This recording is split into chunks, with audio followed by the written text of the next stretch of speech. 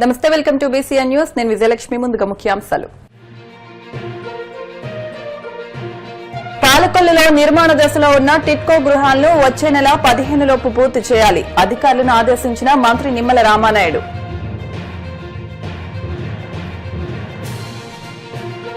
Diversion politics లో భాగంగా ప్రజల దృష్టి మళ్లించేందుకే వివేక హత్య కేసును మరోసారి తెరపైకి తెచ్చారు. వైసీపీ రాష్ట్ర ప్రధాన కార్యదర్శి గడికోట శ్రీకాంత్ రెడ్డి ఆక్షేపణ.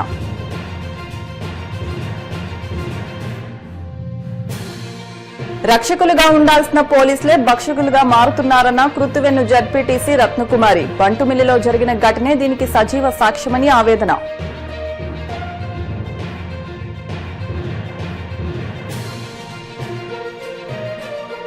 గోవిందనామ స్మరణతో మారుమోగిన కోనసీమ తిరుమల. వాడపల్లి వెంకన్న దర్శనానికి పోటెత్తిన భక్తజనం.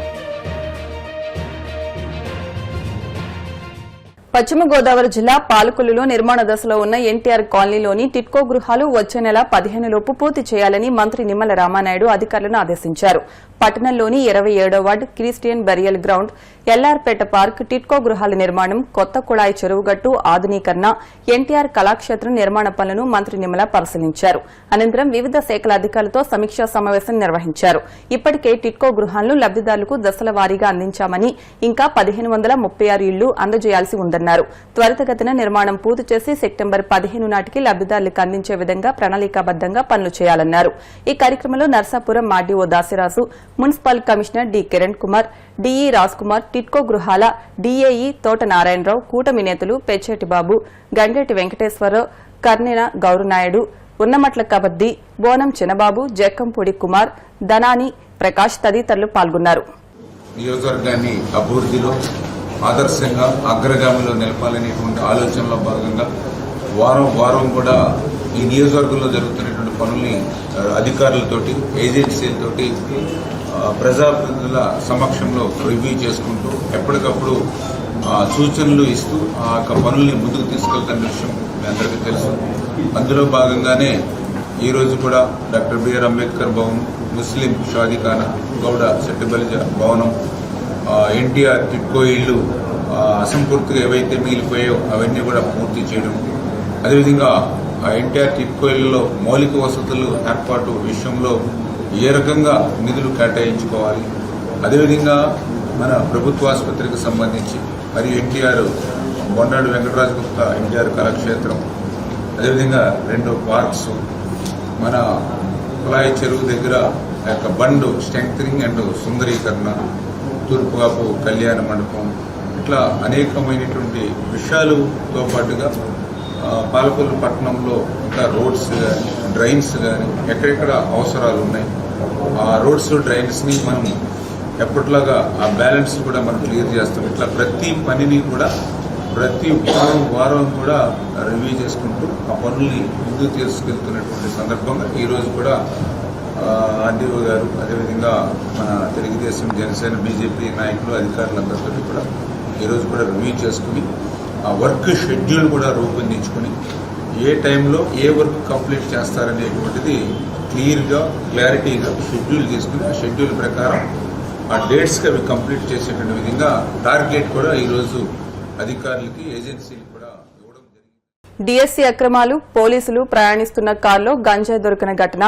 సుగాలి ప్రీతి తల్లి వీల్ చైర్ యాత్రను అడ్డుకోవడం, అధికార పార్టీ ఎంపీ కుమారుడు కారు నడుపుతూ యువతిని ఢీకొట్టి చంపిన ఘటన వంటి దారుణమైన అంశాలపై రాష్ట్ర ప్రజల్లో తీవ్ర చర్చ జరుగుతున్న నేపథ్యంలో వాటి నుంచి ప్రజల దృష్టి మళ్లించేందుకే వివేక హత్య కేసును మరోసారి తెరపైకి తెచ్చారని వైసీపీ రాష్ట్ర ప్రధాన కార్యదర్శి గడికోట శ్రీకాంత్ రెడ్డి ఆక్షేపించారు. ఆ దిశలోనే తొలిసారి ఈడీని రంగప్రవేశం చేయించి వైసీపీ ఎంపీ అవినాష్ రెడ్డి ఇంట్లో సోదాలు చేయిస్తున్నారని తెలిపారు. దానివల్ల ఏదో విజయం సాధించినట్లు ఎల్లో మీడియా విష ప్రచారం చేస్తుందని శ్రీకాంత్ రెడ్డి ధ్వజమెత్తారు. ప్రక్రియలో చాలా లోగుసులు తప్పులున్నాయి, సిబిఐ ఎంక్వైరీ వేయండి అని చెప్పి 4 రోజులు వాళ్ళు గొంతు చించుకున్నా దాని నుంచి సమాధానం రాలేదు. మరొక పక్కన నిన్న జగన్మోహన్ రెడ్డి గారు ఛాలెంజ్ చేశారు. గత ప్రభుత్వంలో కురూపంలో ఏదో అవకతవకలు జరిగాయి అన్నారు కదా, మేము సిద్ధం, దానికి సిబిఐకి వేయండి.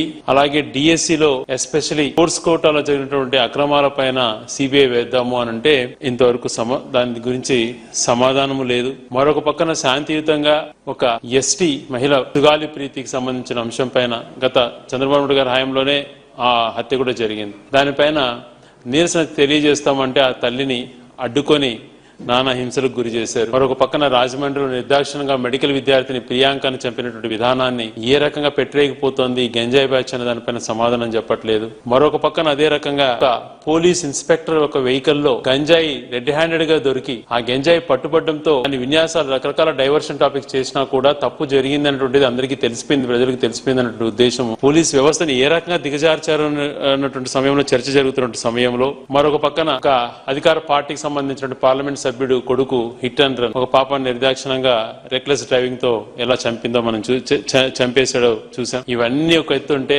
రాష్ట్రంలో ఎక్కడ చూసినా ఈ గంజాయి అరాచకాలు జరుగుతున్నా, వాళ్ళ సిట్టింగ్ ఎంపీ పట్టుబడినటువంటి చరిత్ర ఉన్నా, రాష్ట్రంలో యువత ఇంత తప్పుదోవ బట్టి సర్వనాశనం అవుతున్నా దాని గురించి కనీసం మాట్లాడకుండా ఇవన్నీ టాపిక్స్ పైన ప్రజల్లో చర్చ జరుగుతుంది అనేటువంటి ఉద్దేశంతో ఒక డైవర్షన్ గా ఇది ఒకటి తీసుకొచ్చారు. గతంలో సూటిగా ప్రశ్నించినాం, ఇప్పుడు సూటిగా ప్రశ్నిస్తున్నాం. పదే పదే గొడ్డలి పార్టీ వివేకానంద రెడ్డి గారి హత్య గురించి మాట్లాడుతున్నటువంటి తెలుగుదేశం నాయకులకు సవాల్ విసురుతున్నాం. ఎన్నోసార్లు చెప్పాము, వివేకానంద రెడ్డి గారిని హత్య కాబట్టింది చంద్రబాబు నాయుడు గారు ముఖ్యమంత్రిగా ఉన్నప్పుడు. అనేకమైన సిట్టు విచారణ జరిపింది, సిట్టు కాదని మళ్ళీ సిబిఐ విచారణ జరిపింది. సిబిఐ విచారణ జరిపి పూర్తి స్థాయిలో విచారణ అయిపోయింది, ఇంకా ట్రయల్ చేద్దాము అని అంటే ట్రయల్ జరగనీయకుండా ఎందుకు అడ్డుకుంటున్నారు? వివేకానంద రెడ్డి గారిని చంపినటువంటి గొడ్డలి ఎవరిది అని తేల్చేదానికి ఎందుకు భయపడుతున్నారు? అధికారంలోకి వచ్చి 2.5 సంవత్సరం అయింది. గతంలో మీరు అధికారంలో ఉన్నప్పుడే వివేకానంద రెడ్డి గారు చనిపోయారు. దీనిపైన అత్యున్నత న్యాయస్థానం సుప్రీంకోర్టు దగ్గర నుంచి ప్రతి ఒక్క కోర్టు కూడా ఏదైతే నిందితులంతా కూడా ఐడెంటిఫై కాబడ్డారు, వీటిపైన విచారణ జరిపి ఎవరిది ఆ గొడ్డలి తేల్చుదామని అంటే ఆ విచారణ జరగనీయకుండా ఎందుకు అడ్డుకుంటున్నారు? నరికి చంపాను అని చెప్పిన వ్యక్తికి బెయిల్ ఇప్పించి అతను ఎందుకు కాపాడుతున్నారు? నరికి చంపాను అని చెప్పిన వ్యక్తికి అడ్వకేటు ఒకతనే, అధికార పార్టీకి సంబంధించినటువంటి అన్ని విచారణలకు హాజరయ్యేది అడ్వకేటే. చంద్రబాబు నాయుడు గారికి పూర్తి స్థాయిలో అన్ని రకాల కేసులలో దగ్గరుండి మద్దతు పలుకుతున్నటువంటిది అడ్వకేటే సిద్ధార్థ లూద్రా గారు. వివేకానంద రెడ్డి గారిని నరికి చంపిన అనేటువంటి వ్యక్తికి ఆయన అడ్వకేటు. కోట్ల రూపంలో జీవోలు ఇచ్చి కోట్లాది రూపాయలు ఆంధ్రప్రదేశ్ ప్రజలు ట్యాక్స్ మనీని అడ్వకేట్ కు పే చేస్తున్నటువంటిది కూడా ఈ ప్రభుత్వమే. వీటినన్నింటినీ ఆలోచన చేస్తే ఏం జరుగుతుంది అని చెప్పి ఒక్కసారి రాష్ట్ర ప్రజలందరూ కూడా తెలుసుకుంటున్నారంటే అంశంతో ఫర్దర్ దాని విచారణ జరగనీయకుండా ఏదో ఒక రూపేణ అడ్డుపడుతూ టైం డ్రాగ్ చేస్తున్నారు. ఆ విచారణ ట్రయల్ జరపండి.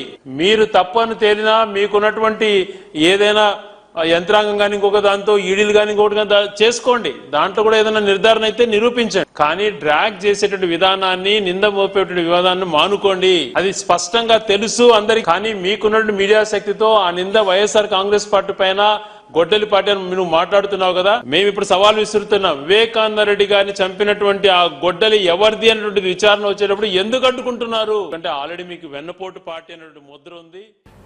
బొలెరో వ్యాన్ నడుపుకుంటూ కుటుంబాన్ని పోషించుకుంటున్న ఒక పేద మత్స్యకార కుటుంబానికి చెందిన తిరుమల శెట్టి కనకరాజును పోలీసులు వేధింపులకు గురిచేసి చిత్రహింసలు పెట్టి జీవనాధారమైన వ్యాన్ను సీజ్ చేస్తామని, డ్రైవింగ్ లైసెన్స్ రద్దు చేస్తామని బెదిరించి చివరకు పోలీస్ స్టేషన్ ఎదుటే ఒంటిపై పెట్రోల్ పోసుకుని నిప్పంటించుకునే పరిస్థితికి నెట్టారని కృతువెన్ను జడ్పీటీసీ మైలా రత్నకుమారి తీవ్ర ఆవేదన వ్యక్తం చేశారు. ప్రస్తుతం కనకరాజు చావు బతుకుల మధ్య ఆసుపత్రిలో చికిత్స పొందుతున్నారని తెలిపారు. తాడేపల్లి వైసీపీ కేంద్ర కార్యాలయంలో బాధితుడి భార్య లక్ష్మీ దుర్గా భవానీతో కలిసి ఆమె మీడియాతో మాట్లాడారు. కనకరాజుపై దాష్టికానికి పాల్పడిన పోలీసులను వెంటనే సస్పెండ్ చేసి కఠిన చర్యలు తీసుకోవాలని కోరారు. నేను కృతువెన్ను జడ్పీటీసీగా పనిచేస్తున్నాను.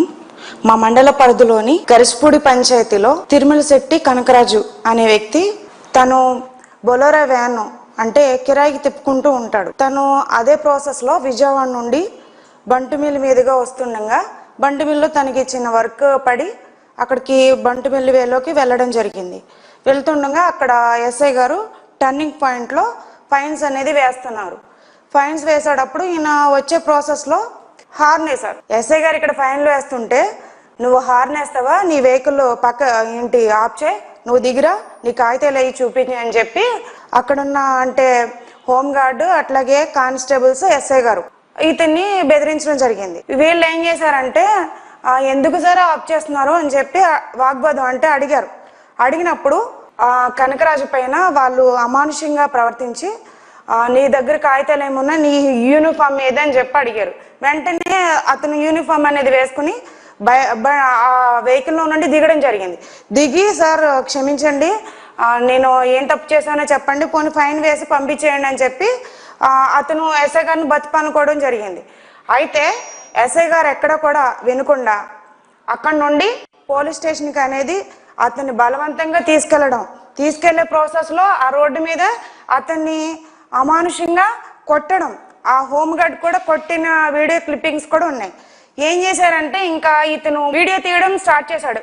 ఎస్ఐ గారు ఇట్లా ఇచ్చేస్తా ఉన్నారు, నేనేం చేశానని చెప్పి వీడియో ఎస్ఐ గారినే తీస్తావా అని చెప్పి ఇంకా పోలీస్ స్టేషన్కి తీసుకెళ్లి స్టేషన్లో ఎస్ఐ గారి రూమ్లో ఆదివారం రోజు ఈ జరిగిన సంఘటన ఎస్ఐ గారి రూమ్లో వీళ్ళు డోర్స్ వేసి అతన్ని వివస్త్రను కూడా చేశారు. బట్టలు తీసేసి బూట్ కాల్తో తన్ని ఇష్టం వచ్చినట్టు అతన్ని కొట్టి లాఠీతో కొట్టారు. అట్లాగే ఎస్ఐ గారు కొట్టారు, ఆయనతో పాటు కానిస్టేబుల్ హోమ్ గార్డు వీళ్ళందరూ కొట్టి అతను అక్కడ నుంచి మొబైల్ లాగేసుకుని అతను ఫోన్ తీసేసుకోవడంతో పాటు ఆ వెహికల్ని కూడా మేము ఇవ్వము, నీ దిక్కున్న గడు చెప్పు అని చెప్పి అక్కడి నుంచి పంపించేశారు.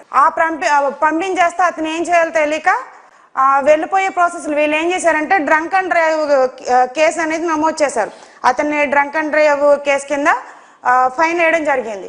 చెక్ చేశారు, ఓకే మేము యాక్సెప్ట్ చేస్తాం, తప్పు ఎవరు చేసినా సరే క్షమించరాదు, చట్ట ప్రకారం శిక్షించాలి, మీరు దాని ప్రకారమే డ్రంక్ అండ్ డ్రైవ్ కేసు కింద అతని పైన ఫైన్ వేశారు. అంటే ఈ బాబు గారు సర్కారు తీసుకొచ్చిన వినూత్నమైన నిర్ణయాల్లో ఒకటి మద్యం ఫుల్గా అందించడం.